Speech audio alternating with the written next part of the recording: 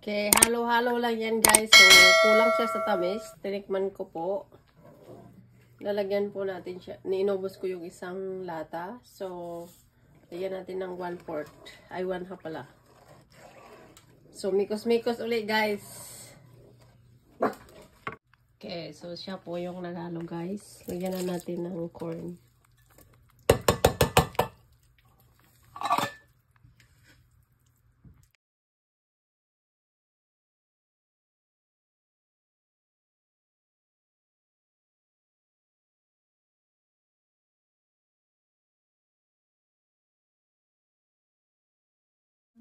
Alright guys, luto na po yung ating maha de blanca. So, tayo po ay maglalagay ngayon sa ating lalagyan. Nilagyan ko po siya ng butter. So, dito tayo maglalagay guys. Yan lang guys.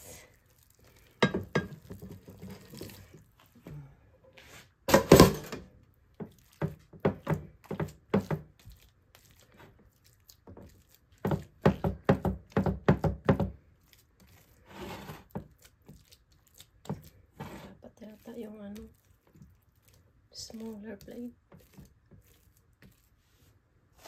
What do you think?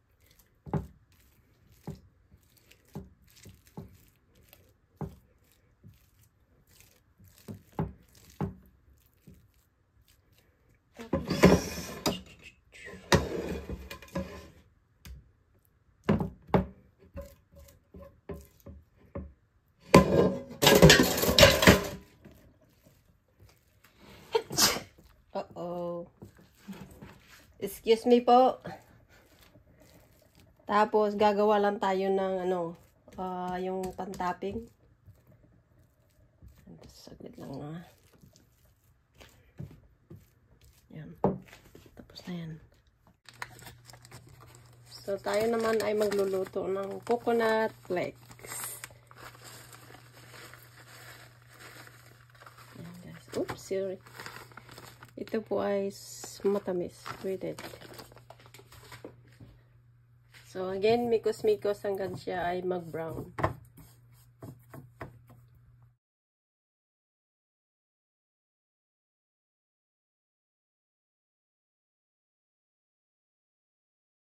Alright, alright. Marapit na pong matapos. Ito ay kulay brown na po siya. Slightly brown. Bango po, oh.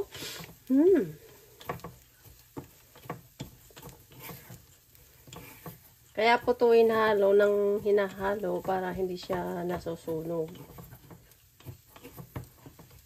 Ayan guys. Tapos na po siya. So, ang gagawin natin ay ipigping-ping-ping-ping lang na natin dito. Ayan.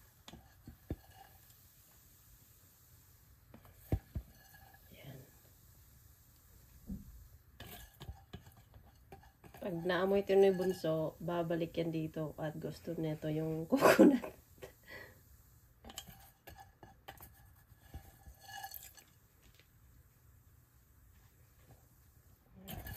Ubus na lang natin lahat.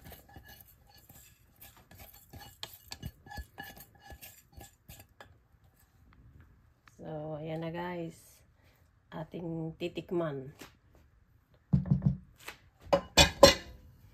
Tayo na butter.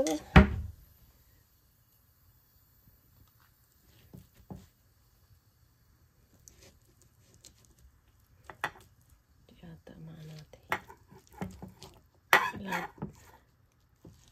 Ito ay dapat pinapalamig pa.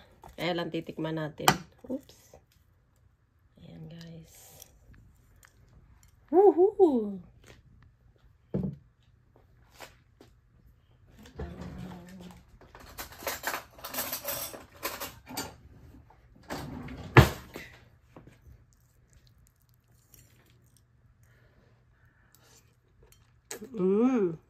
So, kaya nga nagdagan siya ng ano, ng half of cup of, sugar. Para pag pinreserve mo siya, fridge, Yung tamis niya. Di ganun ano. Tsaka nilagyan ko ng butter sa ilalim. Thanks for watching. It's it po.